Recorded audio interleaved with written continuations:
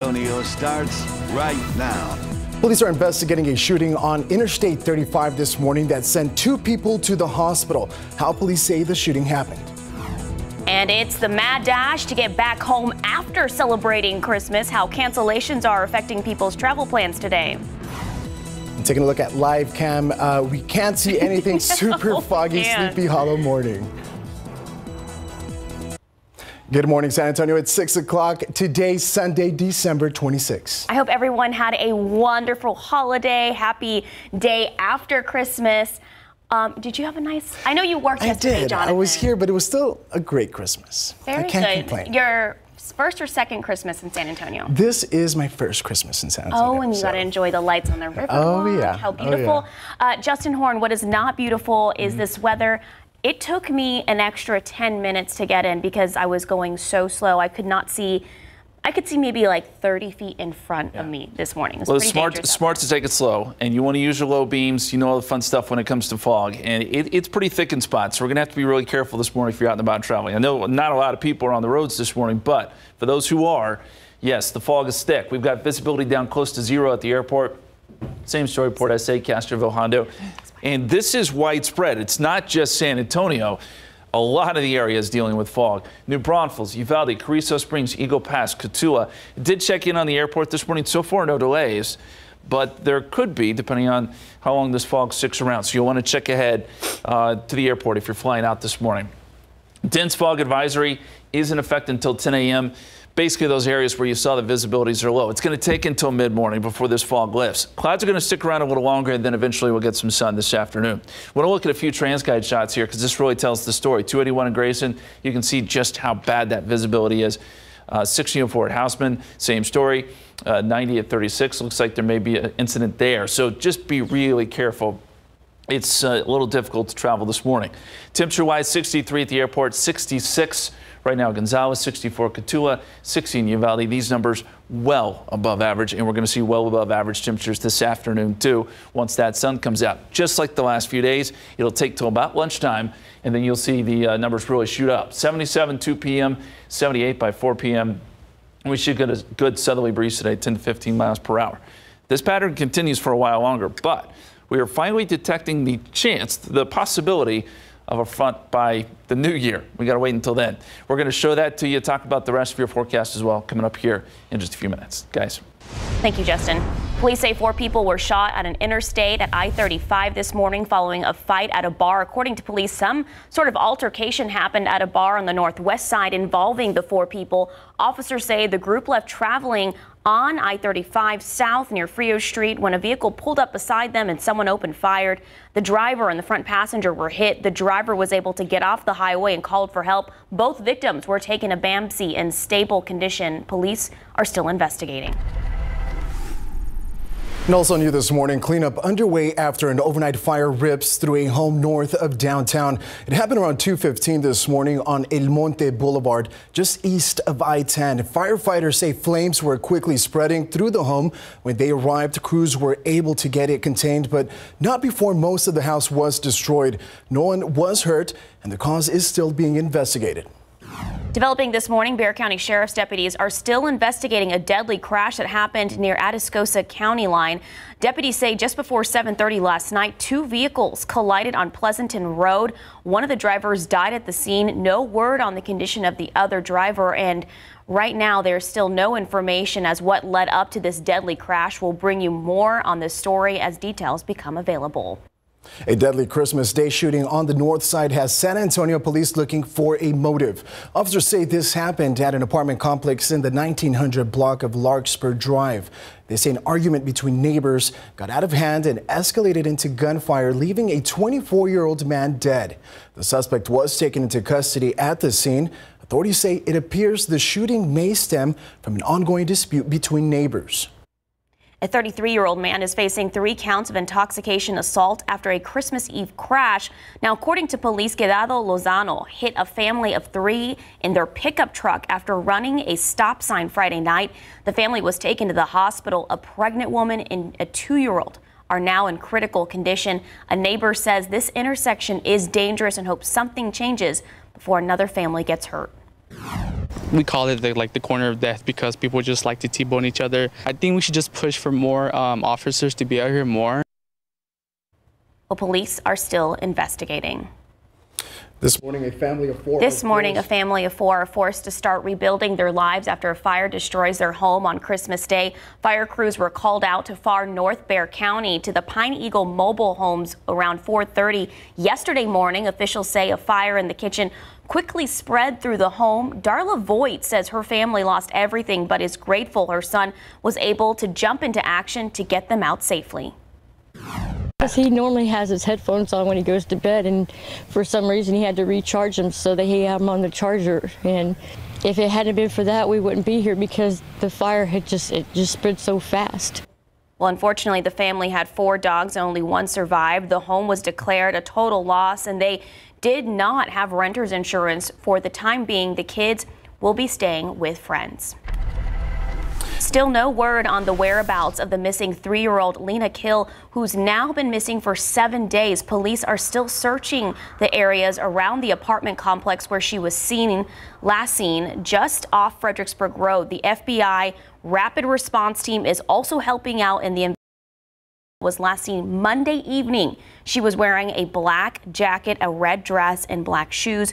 2 organizations are offering a $150,000 reward for her recovery. If you have any information, you're asked to call SAPD, that number on your screen right there, 210-207-7660, and you may remain anonymous.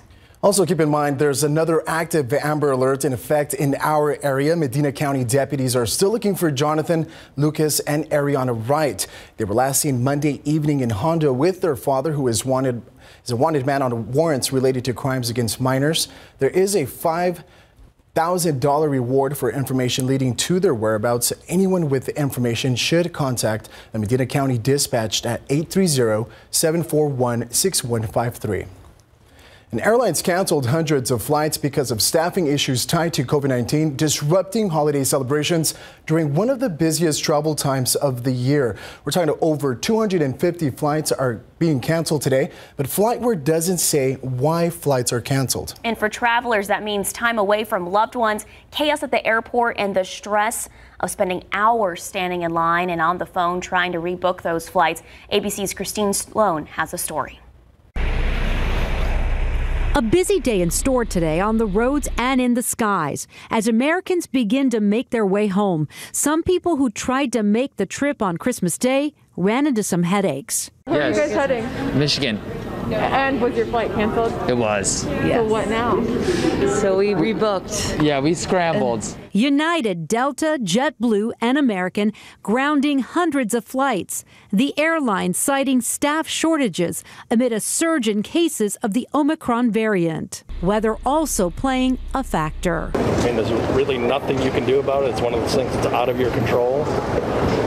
So you just take a deep breath and try to find the best alternative. There were also headaches on the road. In Minnesota, a crash involving dozens of cars forced the closure of an interstate. In Oakland, California, crews worked to clean up mud and debris washed down from the El Dorado and Apple Burn Scar. At this time, it might be best just to delay travel until we can get a better evaluation of most of our routes. The TSA expects to screen a total of 30 million passengers during the period from December 20th to January 3rd. Travel experts say if you're driving to your destination, you're best off leaving before noon. The worst times to head out are 1 to 7 p.m. Christine Sloan, ABC News, New York. There you have it at 6:09. Temperature is 63 degrees. The next generation of telescopes is now orbiting in space. Why the scientific community is so excited. And the Spurs are back on the court tonight after celebrating Christmas. We'll have who they're playing coming up next.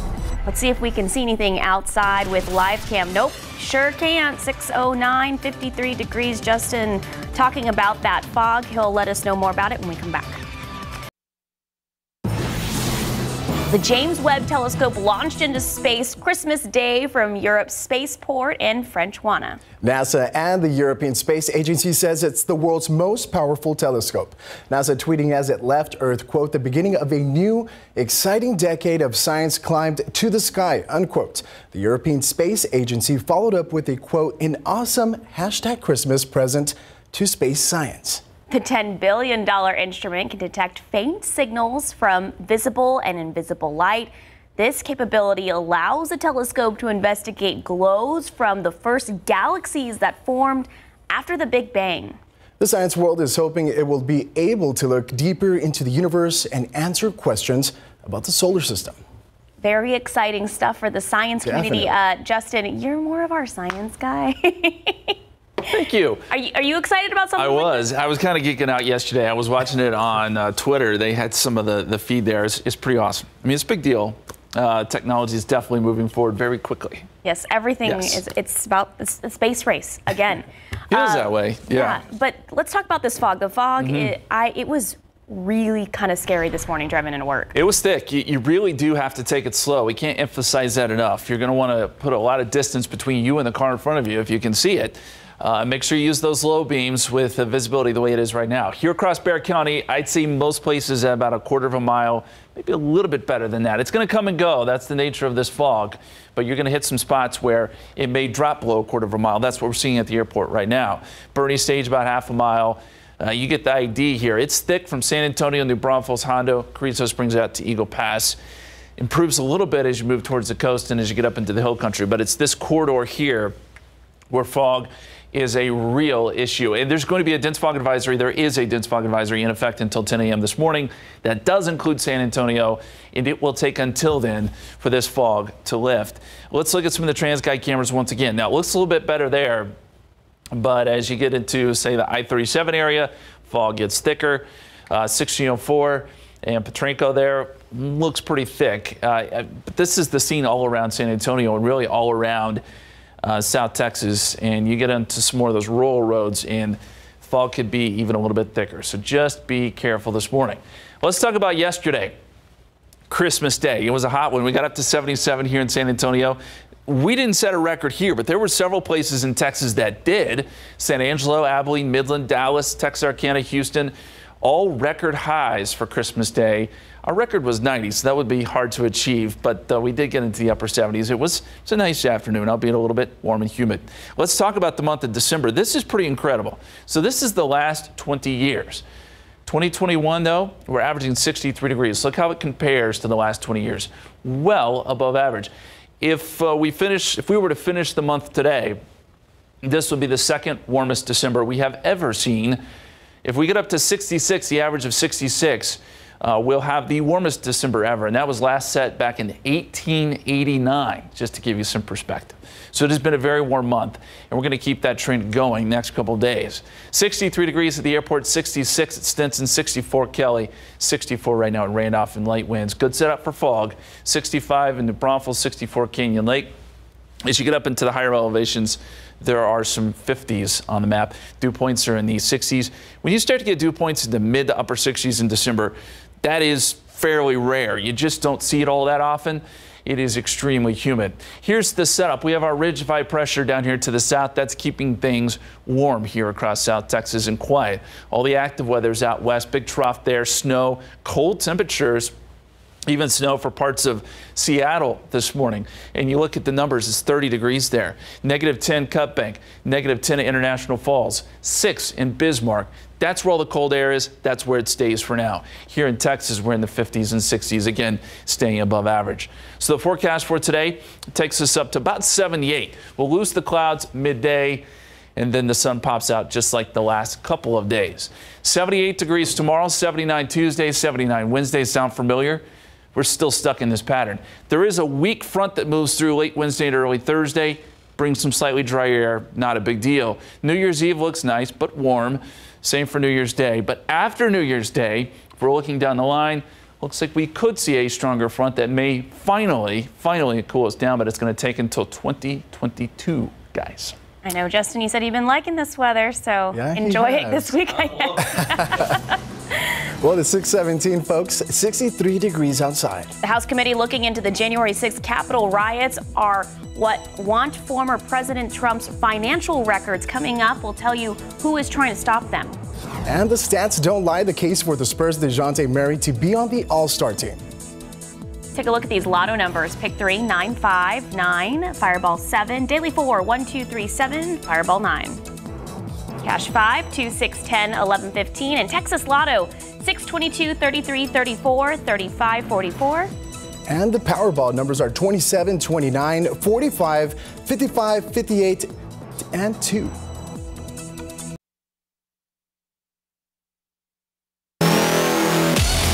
San Antonio Spurs had Christmas Day off to spend with their families after their most successful road trip of the season.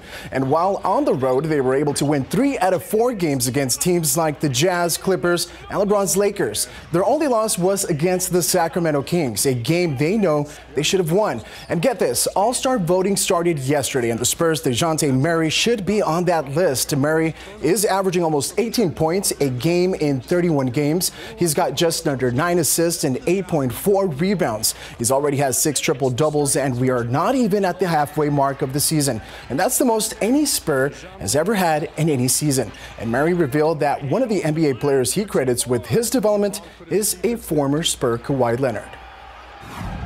That's my guy. We got a real off the floor relationship. He literally texts me right now. That's the type of relationship we have. So, you know, one thing about him, he works hard, and when I got drafted, that's one person I connected to right away, and he took me under his wing, and you know, just that was somebody. I always loved defense, but one thing he told me that stuck with me from my rookie year was go make a defensive team. You know, you're gonna get on the floor playing defense. That's how you're gonna make your name, and that's what stuck with me, and that's what I did. You know, so he'll be fine too with his rehab, you know, because Kawhi works hard, and the whole world knows that. And he loved the game of basketball, so he'll be fine. The Spurs hit the court tonight, taking on the Detroit Pistons. Tip-off is at 6 o'clock at the AT&T Center. Go Spurs, go. All right, 6:23 at 63 degrees. Any former staffer for former President Trump files a lawsuit against the January 6th House Committee. We'll tell you why.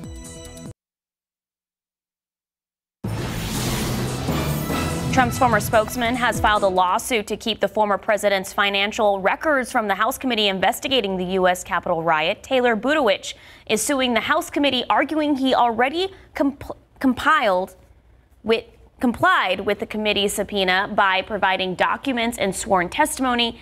His lawsuit says his financial records are private, but the committee says they are relevant. In its subpoena, the committee says Budowich reportedly solicited money to advertise a January 6th rally. And it's 6:26, 63 degrees and foggy outside. A woman reflects on her life that included her eating out of a dumpster to earning a PhD. And a civil rights icon in Africa recognized around the world has died. And look at the life and legacy of Desmond Tutu. Good morning. It's 6:30 on Sunday, December 26. Thank you so much for waking up with us this morning. It's so nice to have Jonathan Cotto in with us this morning. Sarah. I know you're usually out in the field. You said your dad actually got up early to watch. He did. I hope he's watching, so I'm going to check in with him, make sure he lived up to his promise. All right. Well, good morning, Jonathan's dad. What's your dad's name? Manolo. Manolo. Good morning, Manolo. Also waking up to a lot of fog this morning, Justin. It's a problem. I mean, this fog is widespread, guys. It's not just here in San Antonio. It's all in South Texas that we're dealing with this. And so it's one of those mornings, if you don't have to be out and about, I would suggest maybe just staying at home if you can, because it's pretty thick in spots. And you look at the airport there, we're down close to zero. All of Barrett County up into the hill country. You go out east, there's fog, and you go west, there's fog. So as I mentioned, this is a widespread event. Fredericksburg, down to Cotulla, Carrizo Springs, Eagle Pass, Gonzales, you name it. Beeville is about the only spot here, maybe Del Rio, where we're not dealing with really low visibilities, but they're still trying to come down a little bit too. Dense fog advisory is in effect until 10 a.m. this morning. It'll take until then to get rid of some of this fog. And then after that, we'll still have some clouds. The clouds will eventually burn off, and then we'll get some sun, just like we did last couple of days. It'll turn into another nice, warm day. But there's the scene On TransGuide, we've been showing this most of the morning just because some of these roads, see, that doesn't look so bad, but there's going to be other spots that are probably much worse than that. There's I-35 at Topperwine. You get the general idea here that the fog is a problem. Temperatures, 63 at the airport, 56 Kerrville, 60 in Hondo, 64 Cotulla. Temperatures well above average. That means this afternoon they'll be well above average. Here's a look at the forecast. 72 noontime. Clouds begin to break up. We're mostly sunny by the afternoon, up around 78, which is where we've been last couple days, with some breezy winds during the afternoon hours, 10 to 15 miles per hour. We're going to talk more about this heat, how long it's going to last, and when we could expect our next cold front. That's coming up here in just a few minutes, guys. Thank you, Justin. Definitely looking forward to that cold front. Now, new this morning, the first black Archbishop of Cape Town, South Africa, Desmond Tutu, died Sunday, according to South African president. He was 90 years old. ABC's Lindsay Davis has more on the man that was called a patriot without equal. He will be remembered as a man of peace, even though Bishop Desmond Tutu spent most of his life fighting inequality, poverty, and injustice. As a child, he lived under white South Africa's brutally enforced segregation. It was his tireless anti-apartheid activism that first propelled him into the international spotlight. God, we know that you will lead us out of oppression and injustice. As an Anglican bishop, he appealed to the world's conscience from a global pulpit, calling for an end to the violent apartheid regime. This march is going to be peaceful, isn't it? His protests were both hard-hitting and non-violent. He was the first to campaign for economic sanctions. Tutu encouraged disinvestment. In 1985, when the U.S. and U.K. stopped all investments in South Africa, it crippled the South African economy, forcing the government's hand to reform. When the international community awarded him the Nobel Peace Prize in 1984, he accepted on behalf of a movement. On behalf of those committed to the cause of justice, of peace and reconciliation everywhere. That signaled the beginning of the end for apartheid. Free elections were held in 1994, and at 63 years old, Tutu cast his first vote. He then set the bar even higher and served as the chairman of the Truth and Reconciliation Commission, a group created to probe human rights violations during apartheid. In 2009, we saw Tutu's signature smile as he received the Presidential Medal of Freedom. Desmond Tutu possesses that sense of generosity, that spirit of unity, that essence of humanity that South Africans know simply as Ubuntu. The world came to know him as a voice for the oppressed. That voice will live on. Lindsay Davis, ABC News. In your morning headlines, fire investigators are looking into a massive fire in New York that burned a historic church to the ground. Fire crews were called out to Jefferson Avenue, Seventh-day Adventist Church around 6 p.m. Christmas Eve. The flames, they were dramatic. No one was inside at the time when that fire broke out. It took those firefighters several hours to bring the fire under control. There are no reports of injuries. A possible shark attack in California leaves a surfer dead. The man was found dead in Morro Bay, north of the Pitt Beach on California State Park's property. Another surfer saw a man in the water and paddled over to check on him. After bringing him to shore, it was discovered he had been injured in a shark attack. Officials say it has been decades since a person was killed by a shark in Morro Bay.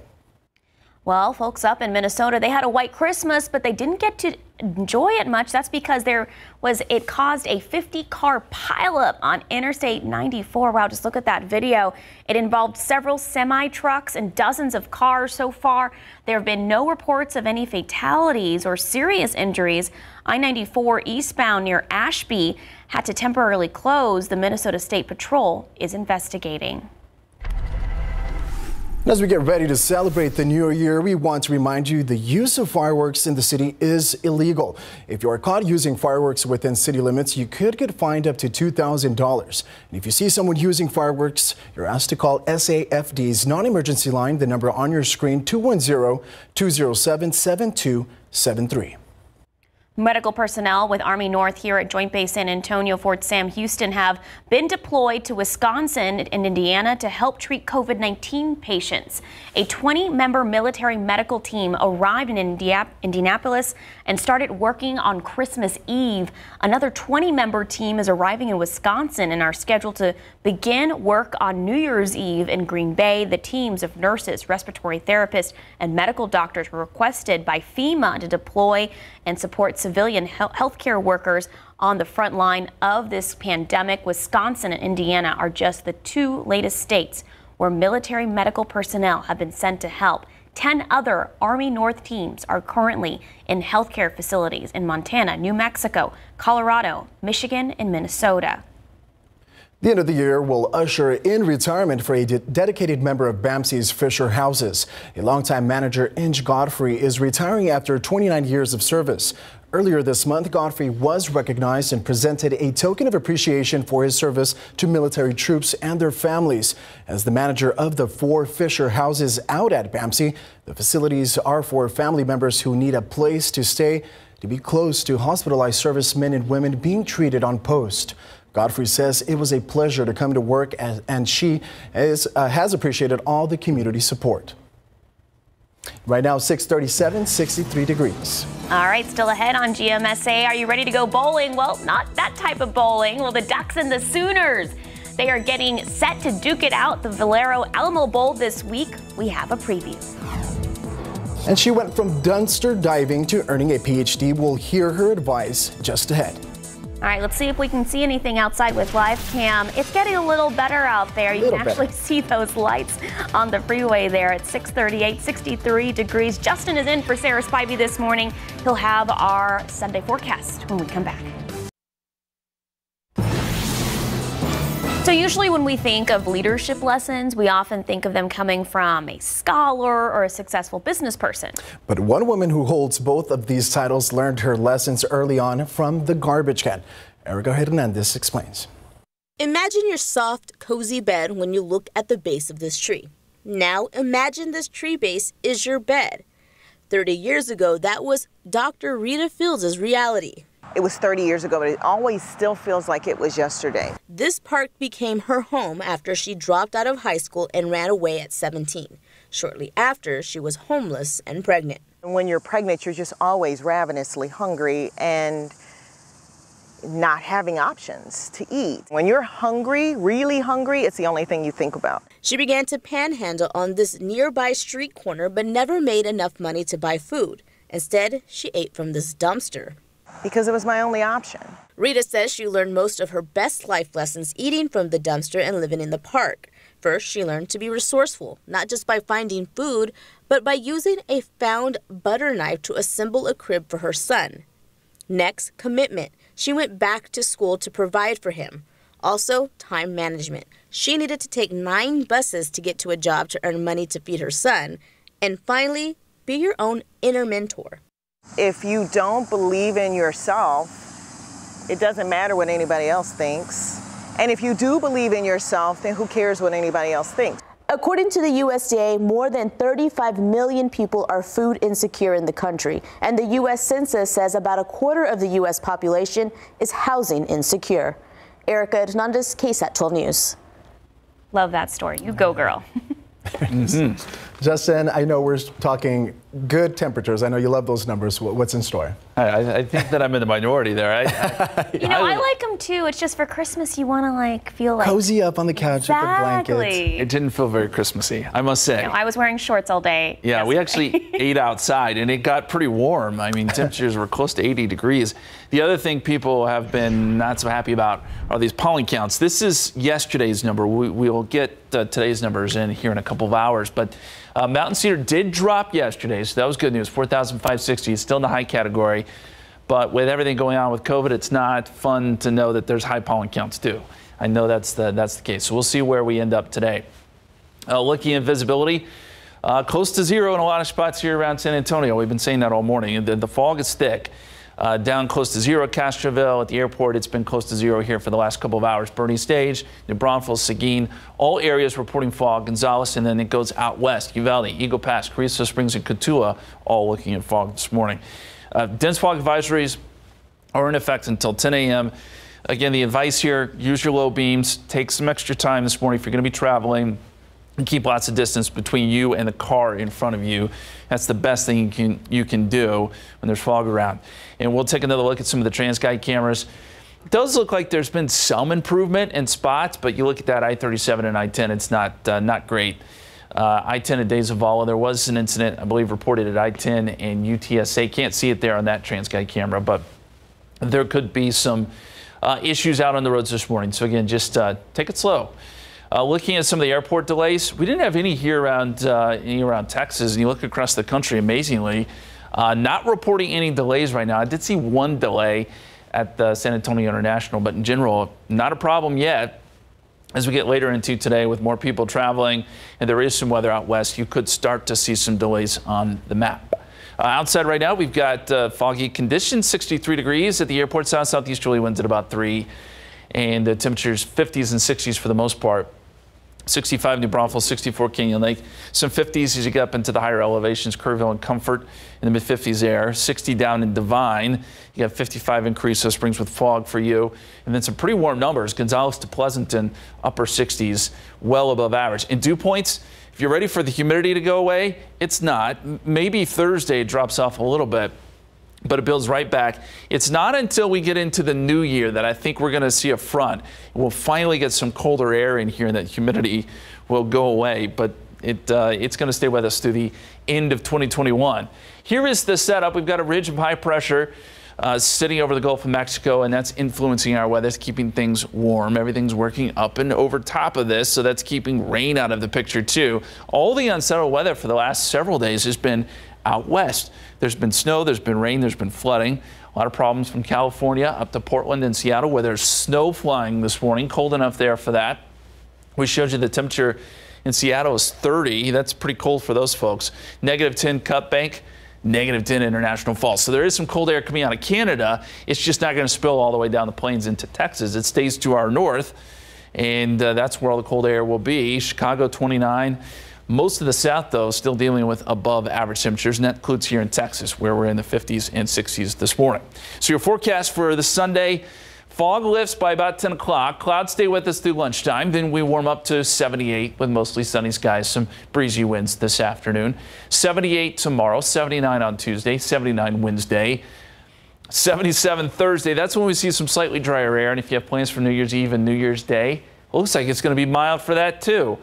Again, maybe that front a week from now, as we get into the new year, some changes. But this has been pretty incredible to see this December. It may go down as one of the warmest all time here in San Antonio, guys. Wow. Thank you, Justin. 647 and 63 degrees. And the Cowboys are set to do battle against the bitter rival Washington football team. A division title on the line for Dallas. We'll have a preview.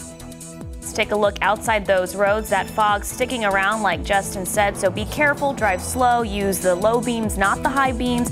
Justin said that fog sticking around till about 10 a.m. this morning.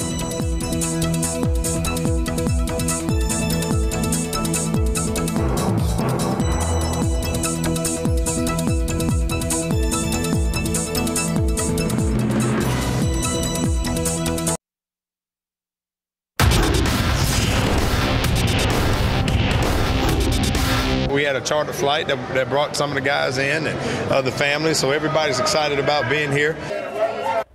The Oregon Ducks arrived for the 2021 Valero Alamo Bowl in big board sports. Anticipation is building for this year's Valero Alamo Bowl that kicking off on Wednesday as the 15th ranked Oregon Ducks arrive in San Antonio. Their opening opponent, the 14th ranked Oklahoma Sooners. The Ducks making their way into downtown on Christmas Day under the leadership of interim head coach Brian McClendon, who took over for Mario Cristobal after he accepted the vacancy at Miami.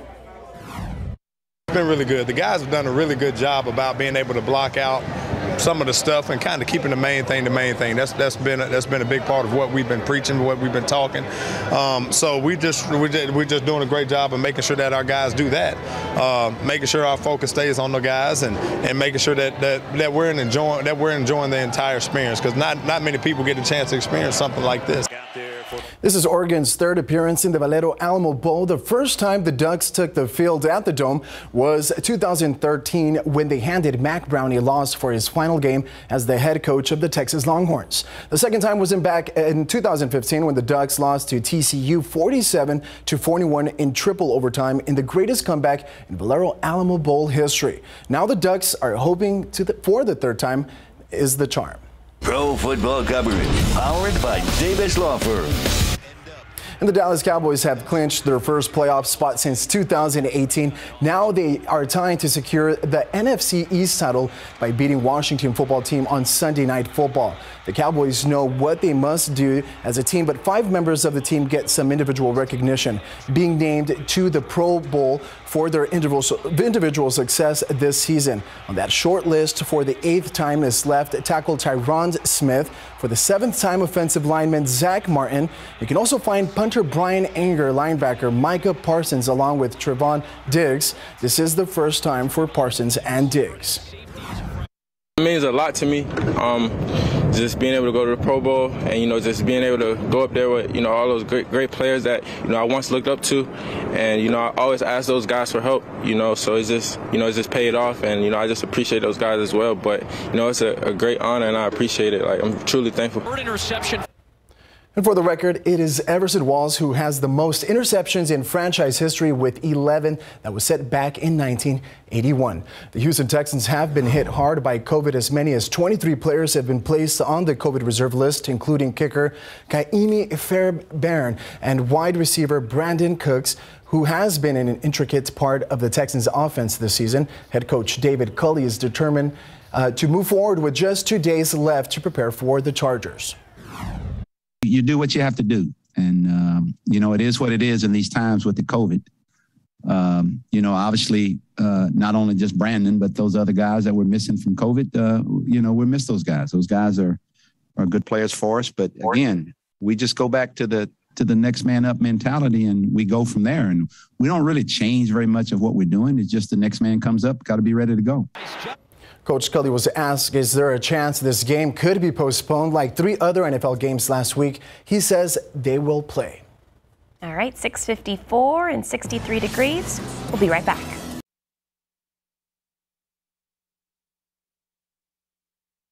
You need to know before you go, 2 people are recovering after being shot while on Interstate 35. Police say the 2 victims were in a vehicle with 2 other people when a vehicle pulled up alongside one of them and someone opened fire. The driver and the front passenger were hit. They were able to call police. They were taken to BAMC in stable condition. Fire rips through a home north of downtown around 2:15 this morning. It happened on El Monte Boulevard east of I-10. Firefighters say the flames were spreading through the home. When they arrived, crews were able to get it contained, but most of the house was destroyed. No one was hurt. The cause of the fire is still under investigation. Good morning. I'm Janae Norman. Lots to get to coming up here on GMA. Cases of the Omicron variant climbing across the country. States setting new records for daily infections and pediatric hospitalizations seeing a sharp rise too. We'll break it all down, including the new guidelines for healthcare workers from the CDC. Plus, marking the passing of Desmond Tutu. Tributes from around the world pouring in overnight. We'll remember his life and work as a leader in South Africa as the nation's first black archbishop. And some of the NBA's biggest stars put on quite a show in their Christmas Day matchups. This despite the rising number of players entering the league's COVID protocols. Will Reeve has the latest on that. That's all ahead here on GMA. And faces on the Wheaties box have been legends for our time. People like Michael Jordan and Muhammad Ali. And now that includes Clarence Fred, an Iowa man who is turning 100 next month. Clarence has been eating Wheaties every morning for breakfast since 1943. He was in the Coast Guard during World War II. Wheaties is 100 years old, and Clarence will turn 100 in January. His daughter sent an email to General Mills to see if she could get her dad's face on the Wheaties box, just like the greatest of all time. Clarence claims eating Wheaties every morning is a big reason why he has lived so long. Well, happy birthday. Happy birthday. Okay, Clarence, I see you. Yeah. Eat your Wheaties. I love it. Dense fog advisory in effect until 10 a.m. this morning, guys. The fog is stick around the area. It's going to stick around to about mid-morning. It'll lift, and then we'll see those temperatures make it up to about 78 this afternoon. Skies will clear, and it'll get warmer, guys. Thank you, Justin. Thank you, Justin. All right, we'll be back here at 8. See you then.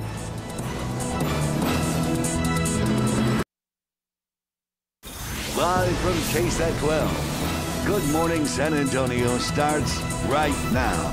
This morning, an overnight shooting in the downtown area sends 2 women to the hospital. We'll tell you everything we know. And Desmond Tutu, the first black archbishop of Cape Town, South Africa, has died at the age of 90. We're going to have a look at his life and legacy. And taking a look at live cam, conditions look very foggy, very Sleepy Hollow this morning. And good morning. It's 8 o'clock on Sunday, December 26th. Thank you so much for joining us. I hope you had a wonderful Christmas day yesterday. Jonathan, so good to have you on the desk this morning. Good to be here. If you were out reporting like you usually are, you would be stuck in this fog and probably. I'm thankful to be here this morning for sure. Definitely. Justin, you said those conditions, those foggy conditions lifting not anytime soon, maybe around 10 o'clock this morning? Yeah, we got to give it another couple of hours before this fog gets better. There has been some improvement in some of the numbers, but it's still thick in other spots. So, that's the nature of fog. It's going to kind of shift around a little bit. You go up to Bernie Stage, visibility is close to 0. At the airport, close to 0 still. Some places reporting a quarter of a mile. Bottom line, you want to take it slow this morning if you're going to be traveling. There, we just got an update, and it got a little bit worse. Places like Port SA. So that's, again, these numbers are going to shift a little bit, the visibility numbers. You go out west, it's not a great situation. Rock Springs, Uvalde, Carrizo Springs, Eagle Pass, all down close to 0. So the fog is really starting to thicken up, especially west of San Antonio. And there's going to be, again, some spots where it's going to be very, very hard to see. Remember, use the low beams, take it slow, and put a lot of distance between you and the car in front of you. Those dense fog advisories extend from San Antonio really all the way up to the Dallas area. So there's a large portion of Texas dealing with this fog this morning, and that goes until 10 a.m. There's a look at some of the TransGuide shots, getting a little bit more traffic now.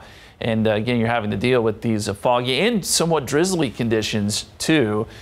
You can see the roads maybe a little bit wet in spots, so that can make them a little bit slick. Temperature-wise, 64 degrees at the airport. It's a mild morning. Some places in the upper 60s. This is very unusual for late December. And the afternoon temperatures will be a little bit unusual, right where we've been last couple days. Clouds clear around noontime. Sun pops out. We're up to 78 for a high a little bit later today. Southerly winds 10 to 15 miles per hour. If you're hoping for a cold front, we finally got one somewhere down the line. We're going to talk more about that coming up here in just a few minutes, guys. Thank you, Justin. New this morning, 2 women are recovering after an overnight shooting. Police say it began at a bar on the city's northwest side just before 2:30 this morning with some kind of argument. 4 people then got into a car and headed south on I-35. That group made it to Frio Street when another vehicle pulled up next to them and someone inside started shooting, hitting the driver and the front seat passenger. They were taken to an area hospital and are expected to be okay. Investigators are still looking for the shooter. And also new this morning, cleanup is underway after an overnight fire rips through a home north of downtown. It happened around 2:15 this morning on El Monte Boulevard, just east of I-10. Firefighters say flames were quickly spreading through the home when they arrived. Crews were able to get it contained, but not before most of the house was destroyed. No one was hurt, and the cause is still being investigated. A 33-year-old man is facing 3 counts of intoxication assault after a Christmas Eve crash on the city's west side. It happened at 38th Street and Amherst Place. That's where police say Grado Lozano hit a family of 3 in their pickup truck after running a stop sign Friday night. The family was taken to the hospital. A pregnant woman and a 2-year-old are in critical condition. Neighbors say the intersection is dangerous and hope something changes before another family gets hurt. A deadly Christmas Day shooting on the north side has San Antonio police looking for a motive. Officers say this happened at an apartment complex in the 1900 block of Larkspur Drive. They say an argument between neighbors got out of hand and escalated into gunfire, leaving a 24-year-old man dead. The suspect was taken into custody at the scene, and authorities say it appears the shooting may stem from an ongoing dispute between neighbors. And tributes from around the world have started pouring in reaction to the death of Nobel Peace Prize winner Desmond Tutu. The former Archbishop of Cape Town, South Africa, was a prominent voice that spoke against apartheid. With the end of apartheid segregation practices, South Africa held its first democratic elections in 1994. Tutu celebrated the country's multiracial society, calling it a rainbow nation. Tutu was 90 years old. We are going to have more on his life and his legacy coming up in the next half hour of GMSA. Still no good news when it comes to the search for 3-year-old Lena Kill. She's now been missing for nearly a week. Police continue to search the areas around the apartment complex where she was last seen, just off Fredericksburg Road. The FBI Rapid Response Team is also helping out with this investigation. This is what we know so far. Lena, as you can see that picture on your screen, was last seen Monday evening wearing a black jacket, red dress, and black shoes. However, she could be in different clothes by now. 2 organizations are offering reward money for a recovery that is now totaling up to $150,000.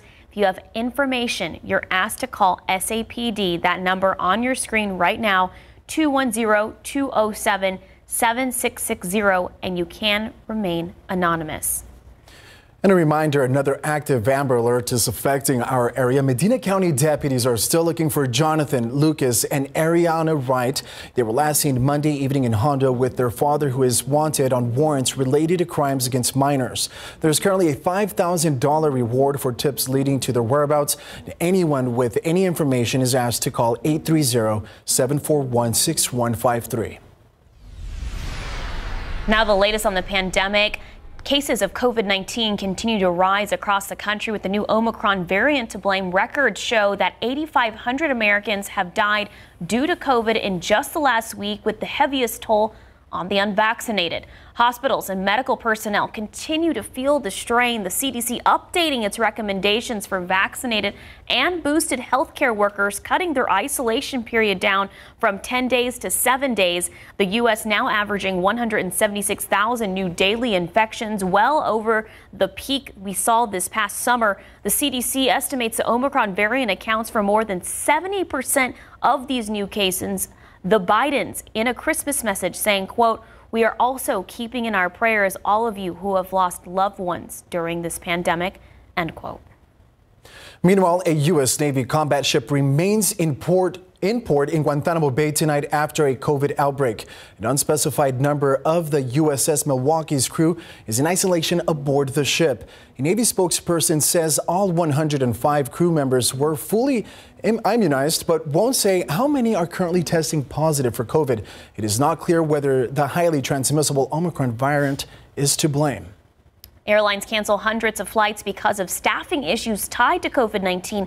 As of last night, data showed more than 6,000 flights have been canceled around the world Friday, Saturday, and today.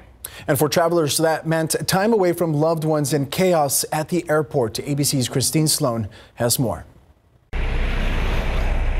A busy day in store today on the roads and in the skies as Americans begin to make their way home. Some people who tried to make the trip on Christmas Day ran into some headaches. Where are you guys heading?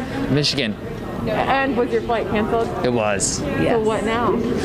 So we rebooked. Yeah, we scrambled. United, Delta, JetBlue, and American grounding hundreds of flights. The airlines citing staff shortages amid a surge in cases of the Omicron variant. Weather also playing a factor. I mean, there's really nothing you can do about it. It's one of those things that's out of your control.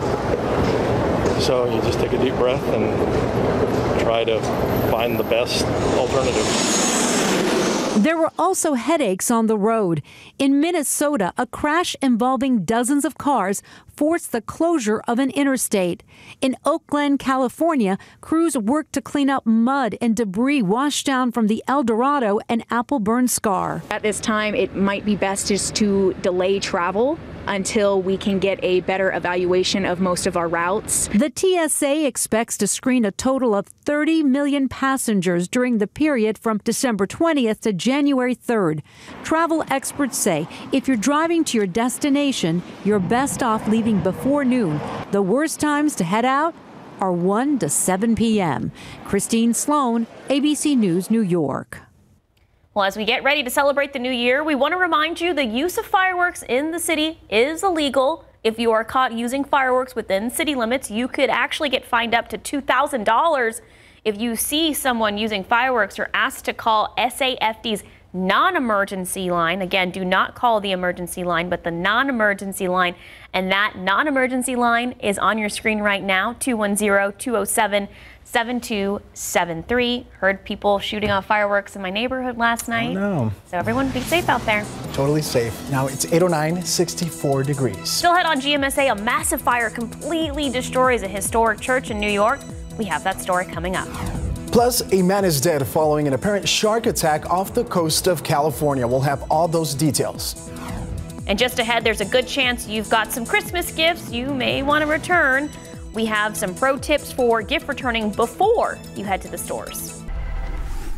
And take a look outside. It is still foggy. Visibility is definitely still low, so drive with caution. We'll be checking in with Justin when we get back. Well, they're expecting those holiday sales to rise this year compared to last year. And when there's more gifts, there's more returns. That's right. And ABC's Morgan Norwood tells us what you should know about returning gifts this year. Well, if you didn't get what you were wishing for this holiday season and you want to return some of your presents, the good news is that this year, retailers are being more generous with their return windows. But this year and last year, due to the pandemic and the increased need for flexibility, we saw those holiday return windows starting even earlier and getting more generous, encompassing gifts that were purchased as early as October. About 30% of presents purchased online are returned each year, and retailers are now making it easier to return those gifts too. In a lot of cases, you can return gifts that were purchased online in store to a retailer's in-store location if you're more comfortable with that. So that it can be a lot easier for people rather than, having to figure out how to ship a gift back. When you're ready to return, here are some tips from Consumer Reports. If you unwrap a gift and you know you want to return it, don't open the box. If the original packaging isn't intact, stores may refuse the return or charge a restocking fee of 15% or more. Keep your gift receipt if you get one, and if you don't have a gift receipt or the original receipt, stores may not let you return the item, or you may get store credit instead of cash back. Check the return policy of the store carefully. Retailers have different return windows and some specific items may have shorter windows. Experts say the week between Christmas and New Year's is a great time to return gifts and maybe find a good deal on something else. There's some really great sales going on right after Christmas. Retailers know people are going to be in store returning things, so they try to make it worth their while. Morgan Norwood, ABC News, Los Angeles. All right, Justin, it's 64 degrees outside, pretty warm out there. Also super humid with that really dense fog we're still experiencing. Yeah, the fog has been really thick for most of the morning, and it's showing few signs of letting up, at least right now. It's going to take another couple of hours. We got the low sun angle this time of year to get this fog out of here. I want to show you some TransGuide shots and give you an idea of just how foggy it is. You can see some of the roadways there, and also some of them are wet. So we've got some drizzle coming down, and you get sort of that light mist, and it kind of coats the road. It can make it a little bit slick. As of now, only one incident being reported out there, and that's along 281. So looks like the road's pretty quiet. Not a lot of people traveling this morning, and that really is a good thing, just because this fog is really pretty dense. There's a look at the visibility down close to zero at the airport. Stinson about a quarter of a mile. These numbers have been bouncing back and forth. Some pretty thick fog as you get out towards Castroville and Hondo. Bernie stage close to zero. We've had some fog around New Braunfels, although some improvement here last couple of hours. And then it gets pretty thick too as you go west. Uvalde, Carrizo Springs, Eagle Pass, all places where the fog has reduced visibility close to zero. Dense fog advisory is in effect until 10 a.m. It includes much of the area. I mean, pretty much anyone in our viewing area this morning has the potential to see some pretty thick fog. So take it slow out there if you do plan on traveling. And at last glance, there were no delays at the airport, so that's a good thing. Despite the fog, looks like planes are still moving there at San Antonio International. Yesterday, temperatures were awful warm. We didn't set any records here. We got up to 77. It was a pretty nice afternoon. Our record was 90, so we didn't get anywhere close to that. But some places across the state did. Midland, Abilene, Dallas, Texarkana, Houston, San Angelo. It was a warm day for much of Texas, and we'll be right back there again today. Speaking of December, as we look at the average temperatures so far, we've been at 63. That's our average for the month. That is well above average. And compared to the last 20 years, well above any of those years you see there on the chart. So we have the potential to finish December as either the second warmest on record here in San Antonio, maybe the first, depending on how warm it gets as we finish out the year. But this has been an extremely warm month and well above average, as this graph shows. Looking outside right now, The fog's still there. 64 degrees at the airport, 66 Denton, 64 Kelly. Light winds. It's a good setup this morning to see some of that dense fog, so not a big surprise. 64 Canyon Lake, 66 in New Braunfels, 67 right now. Pleasanton, 66 in Cotulla, 66 in Beeville. It's well above average by December standards, and so is the moisture. Dew points in the mid to upper 60s. That is extremely thick air, and one of the reasons we are again seeing some of that fog. High pressure has been in control, and that really is keeping things very warm here across Texas. All the active weather has been out west, and there will be more issues here today. A lot of snow and rain. Snow even in Seattle this morning as temperatures have dropped below freezing there. Sort of unusual to get that cold, but there will be some really cold numbers across the nation's northern tier of states today. -3 in International Falls, -11 in Cut Bank. But the cold air stays right there. Doesn't push south, doesn't come in our direction, that's for sure, as temperatures are forecast to stay warm this afternoon and really as we finish out the year. You can see we're in the 50s and 60s right now. So our forecast today, Texas up to 78. Clouds will clear out about lunchtime. We'll get the sun in the afternoon, just like we've seen last couple days. 78 Monday, 79 Tuesday, 79 Wednesday, so we're stuck in this pattern. Morning fog, clouds and drizzle each and every day. A little drier air Thursday and Friday, and as we welcome in the new year, still warm, yes. But notice right there on the edge of your screen, right after Saturday, could we see a strong front somewhere in the range of the first, second, or third? Models are hinting at that. Maybe finally getting temperatures back down to where you would expect in winter. Still a little early to say just yet, but something to watch as we head towards 2022, guys. Looking forward to that front. Thank you. Definitely a fan of a cold front, but definitely not that -11 in Cut Bank. No, thank you. 819, 64 degrees. A family of 4 loses their home and 3 dogs on Christmas morning. A little later on GMSA, we'll tell you more about this devastating fire that ripped through their mobile home. And don't look now, but the Spurs are on a bit of a roll as they go for 3 wins in a row tonight. This as NBA All-Star voting gets underway. We'll show you why DeJounte Murray should make the list. Go Spurs, go. All right, let's take a look at these lotto numbers. Pick 3, 959, Fireball 7, Daily 4, 1, 2, 3, 7, Fireball 9. Then we're looking here, cash 5, 2, 6, 10, 11, and 15. Texas Lotto 6, 22, 33, 34, 35, 44. This was the big one, the Powerball over at $400 million. I don't think there was a winner. 27, 29, 45, 55, 55, Powerball 2, Power Play 3.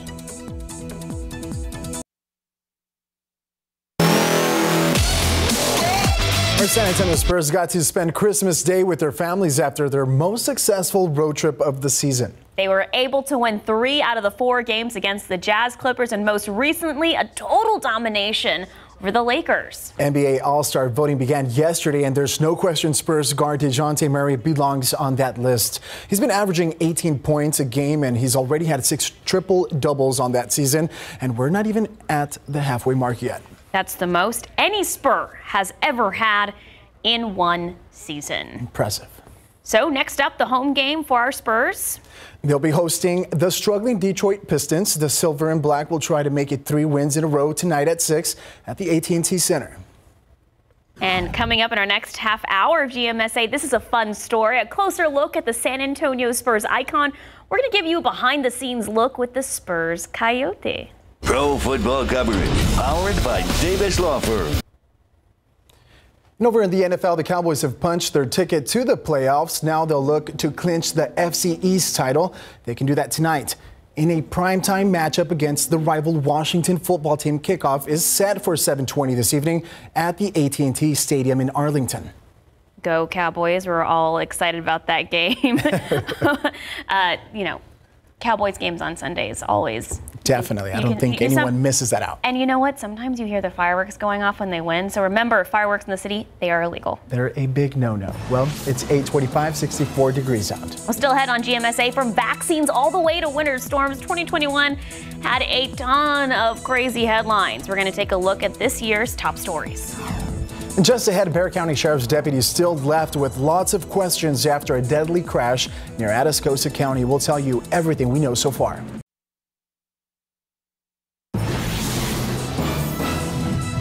Good morning, I'm Jonathan Cotto. And I'm Sarah Costa. It's Sunday, December 26th. I hope everyone had a wonderful Christmas. Oh, yeah. Jonathan, so happy to have you in studio. Did you have a good Sarah. Christmas? I had an excellent Christmas. I worked, but nonetheless, I'm always happy to be here.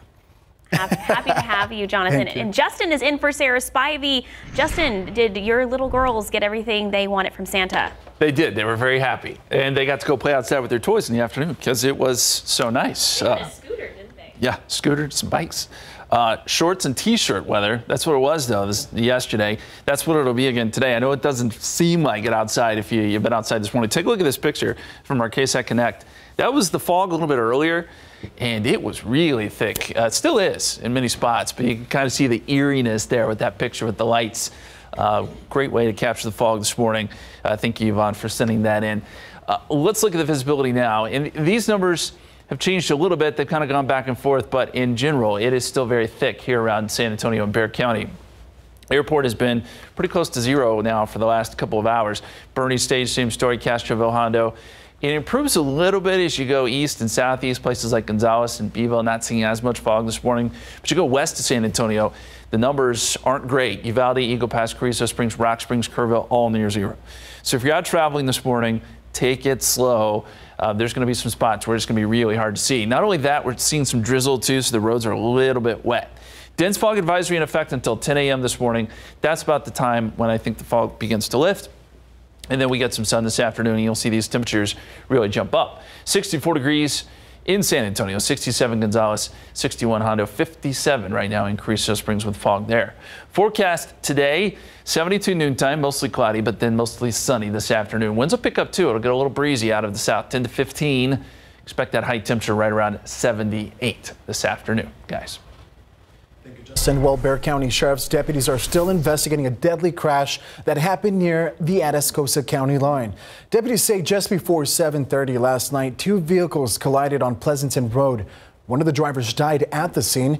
No word on the condition of the other driver. And right now, there is still no information as to what led up to the deadly crash. We'll bring you more on this story as details become available. Be sure to stay tuned to our later newscast and on KSAT.com for the latest. A family of four is without a home this morning after a fire on Christmas morning. It happened in far north Bexar County at the Pine Eagle mobile homes around 4:30 in the morning. That's where a crew says a fire in the kitchen quickly spread through the rest of the mobile home. While the family was able to make it out safely, 3 out of their 4 dogs were killed in the fire. The home, a complete loss. It's still unclear what sparked the fire.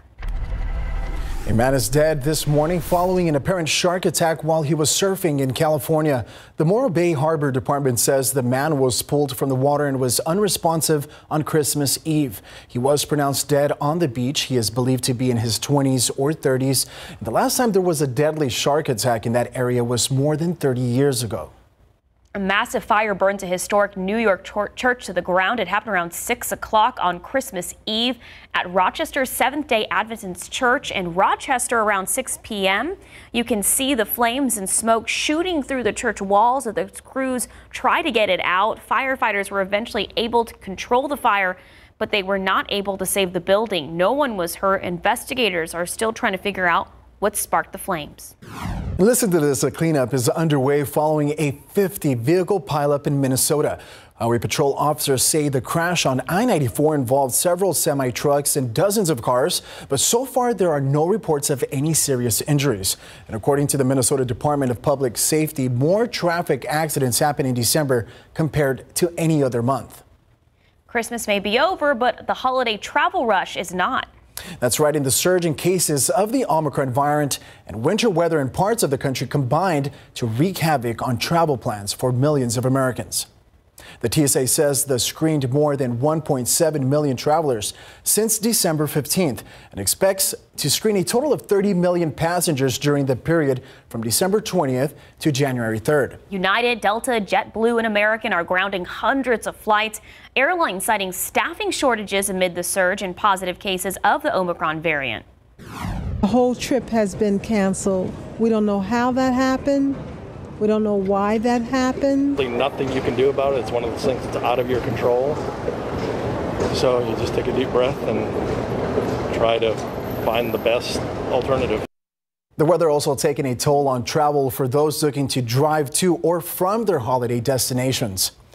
Right now, 8:35, 64 degrees. Still ahead on GMSA, get ready to go bowling. The Valero Alamo Bowl set to kick off later this week at the Alamo Dome. We have a preview and we'll tell you where you can go get a ride to the big game. Just ahead, the Spurs Coyote has been entertaining Spurs fans for years at the AT&T Center. We've got a behind-the-scenes look at his game day routine. Check the live cam with those foggy conditions. Basically can't see anything out there. Right now at 8:35, 64 degrees. Justin says that fog probably going to stick around till 10 a.m. this morning. And later in the show, he'll have his full weather. We'll be checking in with Justin. Now, new this morning, the first black Archbishop of Cape Town, South Africa, Desmond Tutu, died Sunday, according to South African President Cyril Ramaphosa. He was 90 years old. ABC's Lindsay Davis has more on the man that was called a patriot without equal. He will be remembered as a man of peace, even though Bishop Desmond Tutu spent most of his life fighting inequality, poverty, and injustice. As a child, he lived under white South Africa's brutally enforced segregation. It was his tireless anti-apartheid activism that first propelled him into the international spotlight. God, we know that you will lead us out of oppression and injustice. As an Anglican bishop, he appealed to the world's conscience from a global pulpit, calling for an end to the violent apartheid regime. This march is going to be peaceful, isn't it? His protests were both hard-hitting and non-violent. He was the first to campaign for economic sanctions. Tutu encouraged disinvestment. In 1985, when the U.S. and U.K. stopped all investments in South Africa, it crippled the South African economy, forcing the government's hand to reform. When the international community awarded him the Nobel Peace Prize in 1984, he accepted on behalf of a movement. On behalf of those committed to the cause of justice, of peace and reconciliation everywhere. That signaled the beginning of the end for apartheid. Free elections were held in 1994, and at 63 years old, Tutu cast his first vote.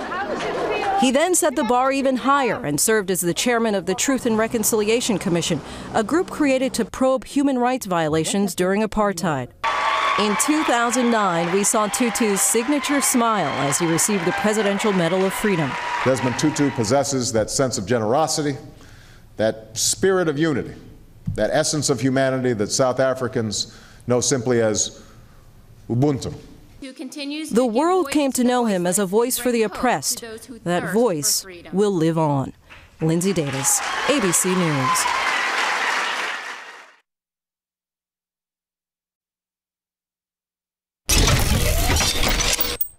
And the city of San Antonio is set to host the Valero Alamo Bowl in just a few days, and it should be a good one. This year's matchup features the 15th-ranked Oregon Ducks and the 14th-ranked Oklahoma Sooners. Both squads are coming into this one with 10 wins apiece. Kickoff is set for Wednesday night at 8:15 at the Alamo Dome.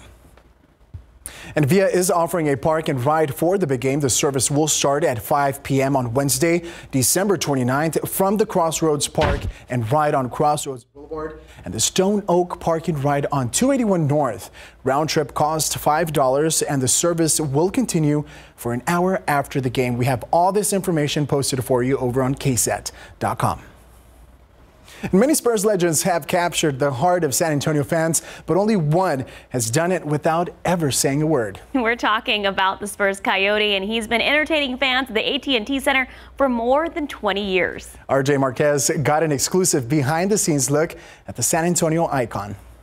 He's interesting, he's creative, he's a little bit of a rascal at times.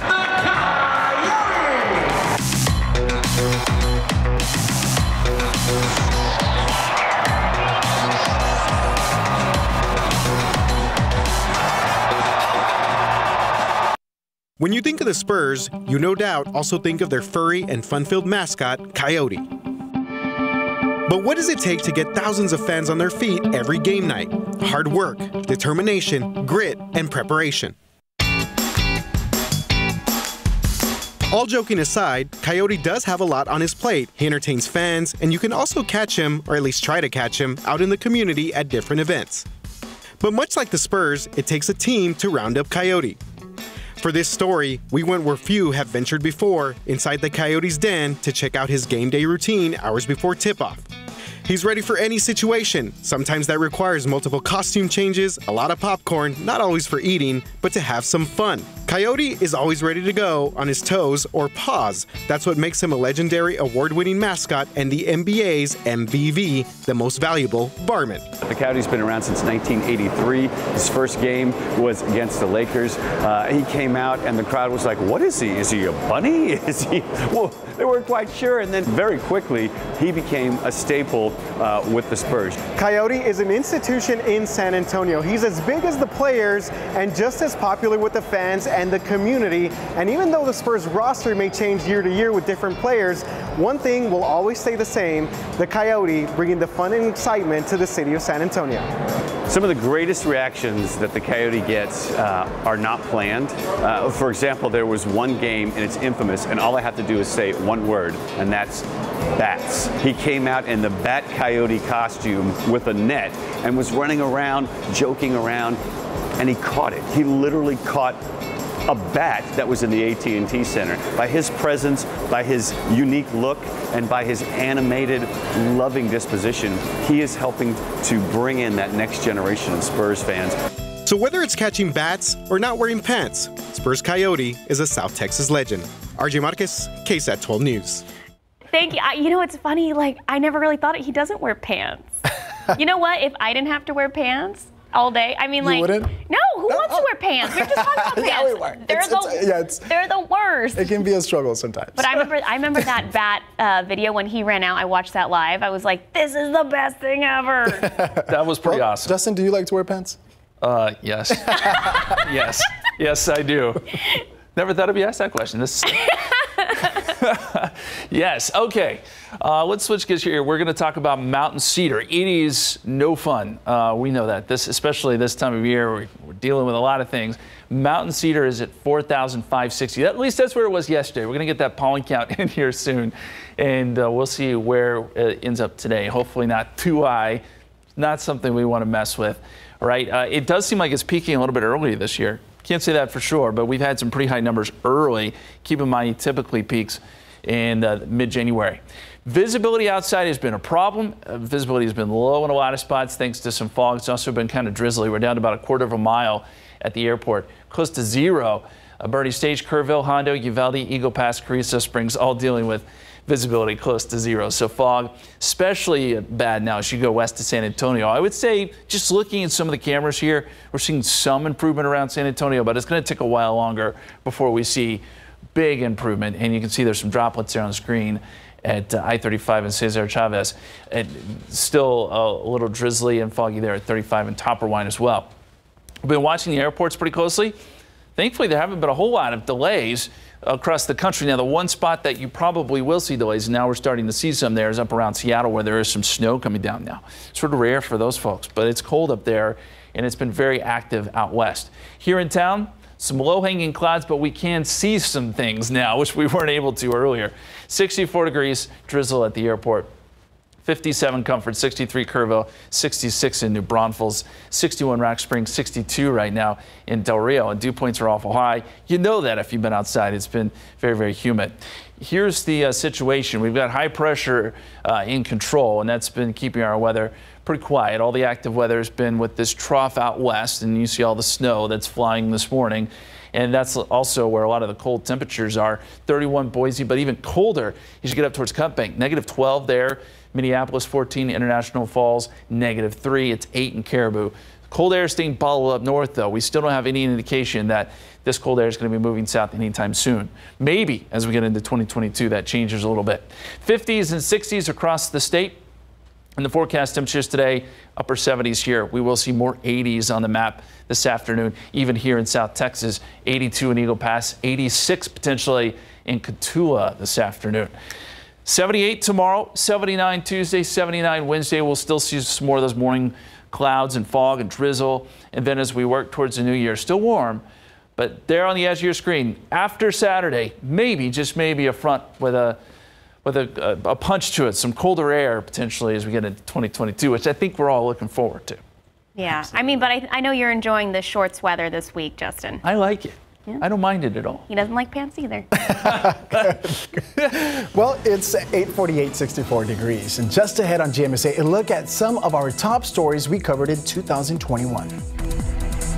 And life is never the same for new moms, and many will experience the baby blues. Tomorrow on GMSA, some advice for a smooth transition into motherhood.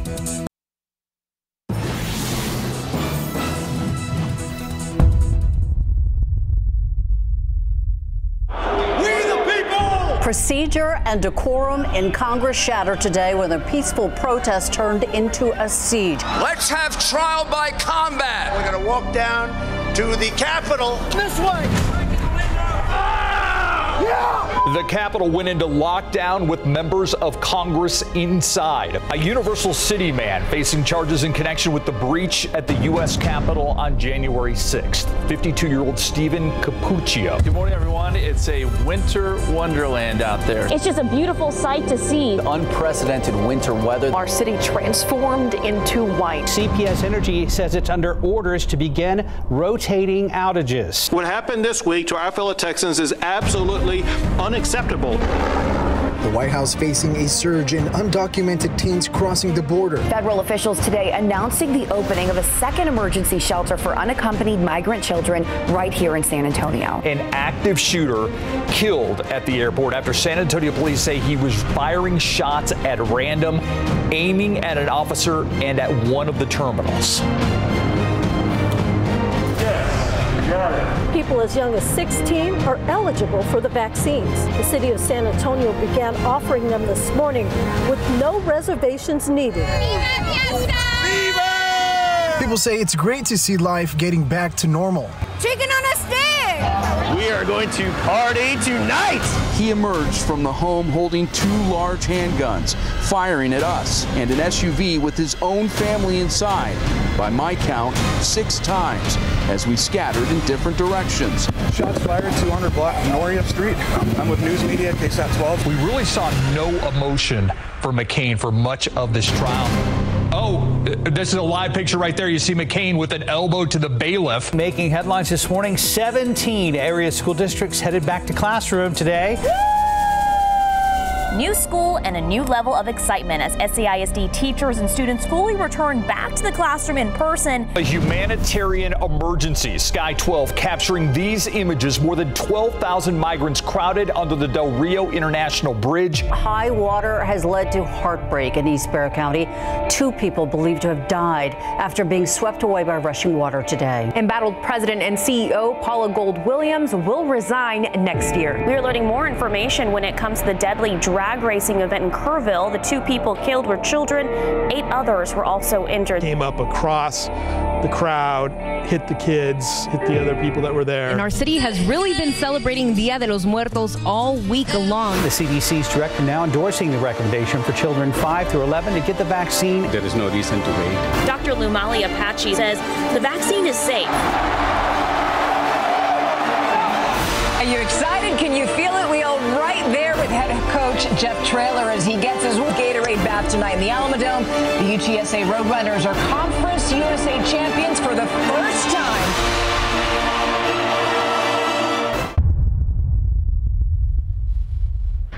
Wow, what a year. What a year. Wow. Yeah, we're finishing December off in true form, I guess, because it's been well above average, kind of an interesting December. 78 degrees today. We'll see that fall continuing for a couple more hours before it lifts, and then we're going to see some more of that next couple days. But afternoon sun, warm temperatures. And as we get towards 2022, a hint of maybe a chance for a frontal boundary coming through to cool us down some. Excited for that front. Jonathan, thank you so much for joining us. My we'll pleasure. Be back in studio next Sunday. Next Sunday. I'll be here. Have a good Sunday.